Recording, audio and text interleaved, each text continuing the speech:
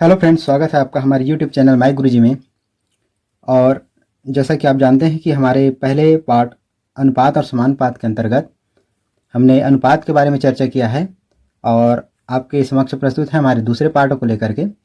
तो यदि आपने पहला पार्ट नहीं देखा है तो लिंक हमारे डिस्क्रिप्शन में और ऊपर आई बटन पर है, क्लिक करके जा सकते हैं। अगर ये वीडियो आपको पसंद आए तो चैनल को लाइक, शेयर और सब्सक्राइब जरूर कर लीजिए ताकि नए वीडियो की नोटिफिकेशन आपको समय पर मिलती रहे। तो चलिए शुरू करते हैं आज का हमारा ये वीडियो। समानुपात प्रोपोर्शन क्या होता है? तो ऐसे अनुपात जो तुल्य या समान होते हैं समानुपात कहलाते हैं। और इसे ये देख सकते हैं प्रतीक है, दो दो बिंदी करके, चार बिंदी, इस प्रकार से इस तरह के प्रतीक द्वारा दर्शाया जाता है। मान लो दो अनुपात हैं ए बी और सी डी, इनके बीच इस प्रकार से अनुपात है और वे क्या है, समानुपाती हैं। तो हमारी जो परिभाषा है उसके हिसाब से यदि समानुपाती होते हैं तो हम इस प्रकार से उसको व्यक्त करते हैं, ए अनुपात बी समानुपाती है किसके, सी अनुपात डी के। जब भी समानुपात है तो इसमें कुल चार पद कम से कम रहेंगे ही, और चार पद हैं तो पहला और अंतिम जो पद है वो कहलाता है चरम पद या एक्सट्रीम टर्म्स, और जो बीच का जो पद है जैसे बी और सी, इसको हम कहते हैं मीन टर्म्स या मध्य पद कहते हैं। इसमें एक चीज हम देखते हैं कि ए बी और सी डी यदि समानुपाती हैं तो हम लिख सकते हैं, जैसे कि यहाँ ए अनुपात बी समानुपात सी अनुपात डी था, तो हम उसको क्या लिख सकते हैं यहाँ पर कि ए बटा बी बराबर सी बटा डी। तो तिर्यक गुणा करेंगे तो ए डी हो जाएगा और इस तरह से ये हो जाएगा into B C equal to करके। तो देख सकते हैं कि जब भी कोई पद समानुपाती होते हैं तो उनके चरम पद माने फर्स्ट और जो लास्ट वाला जो पद होता है उनका गुणनफल हमेशा जो मिडिल वाला जो पद होता है या बीच वाला जो पद होता है उनके गुणनफलों के बराबर होता है। तो समानुपात में चरम पदों का गुणनफल बराबर होता है मध्य पदों का गुणनफल। आज के इस पूरे लेसन में हम सीखेंगे कि मध्यानुपाती क्या होता है, कैसे ज्ञात करना है, तृतीयानुपाती और चतुर्थानुपाती के बारे में। फिर हम देखेंगे सतत अनुपात क्या होता है, सतत अनुपात के अंतर्गत ही मध्यानुपाती और तृतीयानुपाती का अध्ययन होगा। और फिर हम सीखेंगे व्युत्क्रमानुपाती और इससे संबंधित प्रत्येक संबंधित हम उदाहरण देखेंगे। तो चलिए शुरू करते हैं आगे का पाठ्यक्रम। समानुपाती का एक पहला उदाहरण है कि प्रश्न 7, 3 और 21 का चतुर्थानुपाती राशि क्या होगा उसको ज्ञात कीजिए। तो हम क्या कर लेंगे कि मान लीजिए चौथा पद जो है या चतुर्थानुपाती जो है x है, तब समानुपाती वाली परिभाषा से 7:3 समानुपाती होगा 21 अनुपात ये चौथा अनुपात है x। ये इस प्रकार से हम लिखेंगे संबंध को। अब इसको सरल करें तो हम लिख सकते हैं 7:3 का मतलब है 7/3, समानुपाती चिन्ह है तो अनुपात समान है तो उस बराबर का चिन्ह लगा देंगे, और 21/x। अब इसको सरल करेंगे तो होगा 7x इक्वल 21 गुणा 3, ये तिर्यक गुणा कर दिया। यदि केवल हम लिख सकते हैं x बराबर 21 गुणा 3/7, 7 एकम 7, 7 या 21, तो x बराबर प्राप्त हुआ 9। ये हो जाएगा इसका चतुर्थ पद या चतुर्थानुपाती। सतत अनुपात और कंटिन्यूड प्रोपोर्शन, तो ये सतत मतलब निरंतर होता है। तो इसका अर्थ यहाँ समझेंगे कि कई ऐसी राशियाँ जिनमें पहली और दूसरी राशि में वही अनुपात होता है जो दूसरी और तीसरी राशि में, और यही अनुपात जो होता है तीसरी और चौथी राशि में, और ये सभी अनुपात क्या होते हैं आपस में बराबर होते हैं। तो इस तरह की जो राशियां हैं वो कहलाती है सतत अनुपात में। मान लीजिए यहाँ पर देख सकते हैं A B C D E F, आगे हम कितना भी लिख सकते हैं। इस तरह की राशियां यदि सतत अनुपात में है तो जैसा हमने परिभाषा पढ़ा कि पहली दो राशियों का जो अनुपात है वह किसके बराबर होगा, दूसरी और तीसरी राशि के अनुपात के बराबर होगा। अगला अनुपात जो होगा तीसरी और चौथी राशि के अनुपात के बराबर होगा। इस प्रकार से चौथी और पांचवी राशि का अनुपात के बराबर होगा। तो इस तरह से ये कंटिन्यू चलता रहता है। पहला और दूसरी राशि का अनुपात दूसरे और तीसरे राशि के अनुपात के बराबर है, फिर अगला अनुपात जो है तीसरे और चौथी राशि के अनुपात के बराबर है। तो इस तरह से ये प्रक्रिया चलती रहती है। इस तरह के अनुपात हम कहते हैं सतत अनुपात। अब इसके अंतर्गत में आता है मध्यानुपाती। तो यदि ए बी और सी कोई तीन राशियां हैं और सतत अनुपात में हैं तो इसमें जो बीच की जो राशि है बी उसको बोला जाता है ए और सी का ये जो है मध्यानुपात है। और इसको किस प्रकार से व्यक्त करेंगे, मान जाए ए बी सी और सी सतत अनुपात में है तो हम जानते हैं कि ए और बी का जो अनुपात होगा किसके बराबर होगा, बी और सी के अनुपात के बराबर होगा।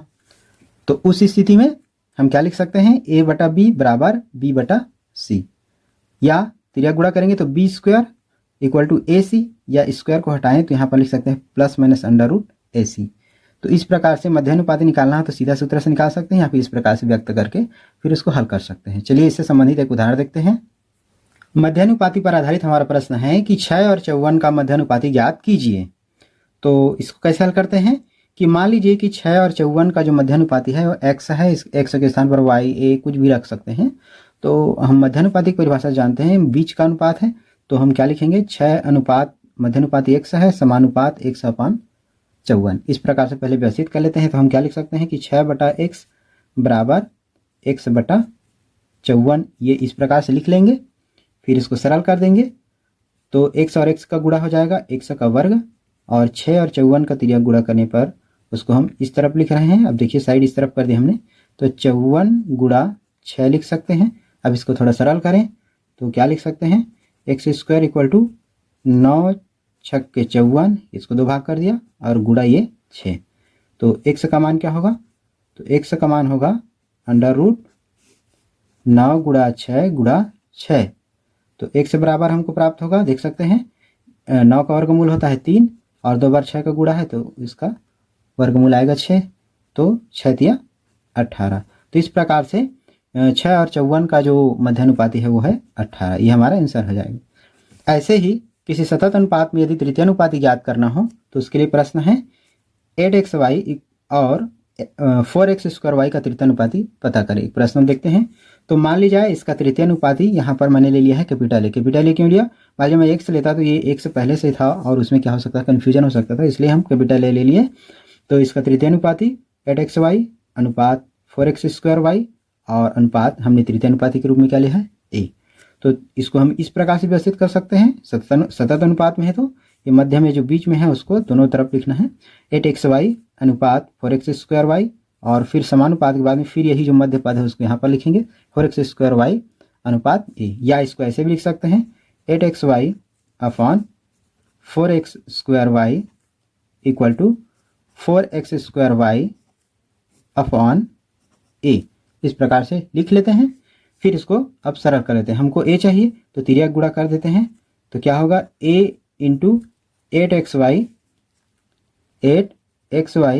Equal to 4x² y into 4x² y। अब सरल करें तो a इक्वल टू लिख सकते हैं 8xy को इसके दूसरे तरफ लिखें हम, तो लिख सकते हैं 4x² y into 4x² y अपान 8xy। कटा देते हैं, 4 दूने 8 और 2 दूने 4, और ये एक बार x इसमें से कैंसिल हो जाएगा और एक y कैंसिल हो जाएगा, तो बचेगा a इक्वल टू यहाँ पर बचा है 2 और x³ और y। इस प्रकार से 2x³ y हमारा आंसर हो जाएगा दोस्तों। व्युत्क्रमानुपात इनवर्स प्रोपोर्शन, अर्थात एक ऐसा अनुपात जब किसी दो राशियों में से एक राशि के बढ़ने पर दूसरी राशि घटती हो, या दूसरी राशि के घटने पर पहली वाली राशि बढ़ जाती हो, या इसका उल्टा भी।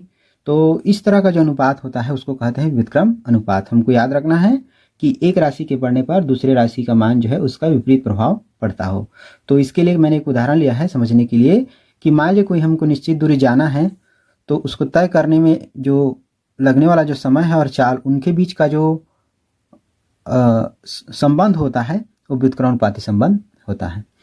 तो जैसे कि देखिए, यदि हम कहीं जा रहे हो निश्चित दूरी और हम यदि चाल बढ़ा दें तो कम समय में पहुंच सकते हैं, और यदि चाल घटा दें तो हमको समय अधिक लगता है। तो एक के बढ़ने से दूसरा क्या हो रहा है, ऑटोमेटिक प्रभावित हो रहा है। एक बढ़ता है तो दूसरा कम समय लगेगा, चाल बढ़ा देंगे तो, या चाल कम करेंगे तो समय अधिक लगेगा। ऐसे ही और उदाहरण है कि किसी निश्चित कार्य के लिए मजदूरों की संख्या और समय, तो मजदूरों की संख्या यदि अधिक हो तो कोई कार्य कम समय में संपन्न हो जाएगा, और मजदूरों की संख्या कम है तो वही कार्य हमको अधिक समय तक करना होगा। इसी प्रकार से तीसरा उदाहरण लिया है व्यक्ति की संख्या में उपलब्ध राशन। यदि ज़्यादा व्यक्ति रहेंगे तो उनके लिए राशन हमको क्या करना पड़ेगा, जल्दी ख़त्म हो जाएगा। जो राशन है वो क्या होगा, जल्दी ख़त्म हो जाएगा। और यदि व्यक्तियों की संख्या कम हो तो उतना ही राशन हमको अधिक से अधिक दिनों तक चल सकता है। तो ये सारे जो संबंध है वो हम कह सकते हैं कि व्युत्क्रमानुपात संबंध हैं। अब इन पर आधारित कुछ उदाहरण हम लेंगे। व्युत्क्रमानुपात पर आधारित इस उदाहरण पर चर्चा करते हैं। तो यहाँ दिया है कि 12 मजदूर एक दीवार को 9 दिन में प्रतिदिन 8 घंटा काम करके बना सकते हैं। उसी दीवार को 24 मजदूर प्रतिदिन 6 घंटा काम करके कितने दिन में बना लेंगे। तो यहाँ पर पहली स्थिति हमको दे दी गई है, 12 मजदूर लगते हैं, 9 दिन और प्रतिदिन 8 घंटा काम करते हैं। इसी प्रकार से दूसरी स्थिति में 24 मजदूर दिया है, 6 घंटे प्रतिदिन का काम दिया गया है और कितने दिन काम करेंगे इसका हमको ज्ञात करना है। तो मान ली जाए कि उसी दीवार को 24 मजदूर प्रतिदिन 6 घंटे काम करके कितने दिन, x दिन में बना लेंगे। तो यहाँ लिख दिया मैंने, मान लीजिए कि 24 मजदूर प्रतिदिन 6 घंटे काम करके दीवार x दिन में बना लेंगे। अब प्रश्न अनुसार कह रहा है कि दीवार बनाने में शुरुआत में देखिए 12 मजदूर एक दीवार को 9 दिन बनाते हैं और 8 घंटा काम करते हैं। टोटल कितना समय लगा। तो एक दिन में 8 घंटा, तो 9 दिन में 9 8 72 घंटे उसको बनाने में लगे। इसी प्रकार से यदि 24 मजदूर कार्य कर रहे हों और हमने मान लिया है x दिन यदि लगता है और प्रतिदिन 6 घंटे, तो कुल टोटल कितने घंटे लगेंगे। तो x गुणा 6 घंटे, तो कितना 6x घंटे लगेंगे। अब यहाँ पर मैंने एक टेबल बना लिया है जिसमें दो बात यहाँ पर दी गई है कि मजदूरों की संख्या और लगने वाला समय। तो मजदूरों की संख्या जब 12 होती है तो समय 72 घंटे लगते हैं और मजदूरों की संख्या यदि 24 होती है तो उस स्थिति में समय कितना लगता है, 6 घंटे लगते हैं। तो यहाँ पर स्पष्ट है कि मजदूरों की संख्या यदि बढ़ा दी जाए तो समय कम लगेगा और इस कारण से एक इस प्रकार का संबंध है, एक व्युत्क्रमानुपाती संबंध है। अतः यहाँ पर व्युत्क्रमानुपात के नियम से क्या होगा कि 12 और 24 का जो अनुपात है वह व्युत्क्रमानुपात होगा। व्युत्क्रमानुपात कैसे होगा कि यहाँ पर 72:6x नहीं लिखेंगे बल्कि यहाँ पर लिखना पड़ेगा हमको 6x अनुपात 72 के बराबर होगा। एक व्युत्क्रमानुपाती संबंध है, इसलिए समानुपाती होता तो सीधा सीधा लिखते। तो इसको हम लिख सकते हैं 12/24 बराबर 6x/72। ध्यान रखेंगे हमने इसको उलट करके लिखा है इस तरफ के अनुपात को 12/24 6x/72। तो इसको सरल करने पर थोड़ा सरल करते हैं, 6x होगा, 6x बराबर ये जो 72 इसको इस तरफ गुणा किया तो 12 गुणा 72 12 × 72/24 तो कटेगा 12 कम 12 12 दूने 24 2 36 बार में हो जाता है 72। तो इसमें 6x इक्वल टू हमको मिला 36, तो x बराबर हो जाएगा 6। इस 36 को फिर इधर 6 से भाग देंगे तो 6 दिन, तो उसी काम को करने के लिए 6 दिन लगेंगे। चलिए एक दूसरा उदाहरण लेते हैं। इस उदाहरण देखिए कि दो नल A और B एक टंकी को क्रमशः 30 मिनट में, नल A 30 मिनट में और नल B जो है 40 मिनट में भर सकते हैं। यदि पर्सनली अलग अलग खोला जाए तो इसमें क्या होगा, A 30 मिनट में भर देता है टंकी को, B 40 मिनट में भरता है। तीसरा नल C उस टंकी को 60 मिनट में खाली कर सकता है। तीसरा नल ऐसा है जो उसको खाली करने के लिए लगाया गया है और वो 60 मिनट लेता है खाली करने के लिए। यदि तीनों नल एक साथ खोल दिए जाएं, मतलब दो नल भर रहे हों और तीसरा नल खाली कर रहा हो और एक साथ तीनों खोले गए हों, तो टंकी को भरने में कितना समय लगेगा। तो ऐसे जो प्रश्न हैं अधिकतर प्रतियोगी परीक्षाओं अगर हम पूछे जाते हैं तो ये कक्षादर्शी के लिए तो महत्वपूर्ण है ही, साथ साथ आगे चल करके प्रतियोगी परीक्षाओं में इस तरह के प्रश्न आते रहते हैं। तो इसको अच्छे से समझ लीजिए तो किस प्रकार से इसको बनाएंगे। इसके लिए शॉर्टकट मेथड भी होता है, लेकिन हम यहाँ पर शॉर्टकट मेथड पर चर्चा नहीं करेंगे, इसको अच्छे से समझेंगे। तो यहाँ पर देखिए, चूंकि पहले स्थिति में नल ए द्वारा उस टंकी को 30 मिनट में भरा जाता है, तो 30 मिनट में टंकी का भरा गया भाग पूरा एक भाग उसमें भर दिया जाता है टंकी का। इसलिए नल द्वारा ये तो 30 मिनट में भरा गया भाग था एक संपूर्ण भाग, इसलिए 1 मिनट में जो भरा अगर भाग पूछा जाएगा तो ये जो 30 है उसको यहाँ लिख देंगे 1/30 भाग जो है वो भर जाता है। ऐसे ही क्योंकि नल बी द्वारा 40 मिनट में टंकी का भरा गया भाग है वो संपूर्ण भाग भर देता है, इसलिए नल बी द्वारा 1 मिनट में जो भरा गया भाग होगा वो होगा 1/40 होगा। और इसी प्रकार से तीसरा संबंध यह है कि चूंकि नल सी द्वारा 60 मिनट में खाली करने के लिए है, तो खाली किया गया भाग पूर्ण रूप से खाली कर देता है। तो नल सी द्वारा ये 60 मिनट में खाली किया गया, तो 1 मिनट में कितना खाली करेगा, 1/60 भाग उसका खाली कर देगा। अब इसको अच्छे समझते हैं। चित्र में देखिए कि दो नल भरने के लिए है और एक नल खाली करने के लिए है। तो जब भरेंगे तो एक दूसरे से ये पानी डाल रहा है तो जुड़ने का चिन्ह साथ में आएगा और ये माइनस के चिन्ह के साथ में रहेगा। अतः 1 मिनट में टंकी का भरा गया भाग, तो 1 मिनट में टंकी के भरा गया भाग जो अभी हमने देखा उसके अनुसार क्या होगा कि ए और बी का जो भाग है, ए जितना भाग भरेगा 1 मिनट में और बी जितना भाग भरेगा वो तो भरने के लिए काम आ रहा है, लेकिन सी उसको खाली कर रहा है, तो सी वाला जो भाग है उसको माइनस करना होगा। तो बराबर करके लिखेंगे, ए 1/30 भाग भरता है 1 मिनट में, बी 1/40 भाग भरता है और सी उसका 1/60 भाग उसमें खाली करता है। तो सरल कर देते हैं, 30, 40 और 120 का लघुत्तम हो जाता है 120। तो 120 को 30 से भाग दीजिए तो 3 चौक 12, ये 4 यहाँ पर आ जाएगा, 4 एकम 4। ध्यान, 120 को 40 से भाग देंगे तो आएगा 3, तो यहाँ मैं लिख देता हूँ 3 एकम 3। और 120 को 60 से भाग देंगे तो आएगा 2, तो 2 एकम 2। तो 4 धन 3 ऋण 2 और इसको सरल करें तो 4 और 3 7, 7 में से ये 4 3 7 हुआ, 7 में से 2 कम करेंगे तो हो जाएगा 5/120। तो इसको सरल करना है तो सरलतम रूप में लिखना है तो लिख सकते हैं 5 एकम 5, 5 दूनी 10 बचा 2, 5 चौक 20, 1/24। तो ये तो हो गया टंकी द्वारा 1 मिनट में भरा गया भाग। अब हमको देखना है कि पूरा जो टंकी है वो कितने मिनट में भर जाता है। तो चूंकि 1/24 भाग भरने में कितना समय लगता है टंकी को, वो हम लिख सकते हैं 1 मिनट। 1 मिनट का समय लगता है, इसका अब उल्टा लिखे हमने, 1 मिनट में भरा गया भाग लिखें, या कितना आया था 1/24 आया था तो उसको हमने उल्टा कर दिया कि 1/24 भाग भरने में लगता है, टंकी भरने में लगता है समय 1 मिनट। तो एक भाग मतलब जो है हमने एक भाग किसको माना है, पूरी टंकी को। एक भाग जो है पूरा टंकी को एक भाग माना था, तो एक भाग भरने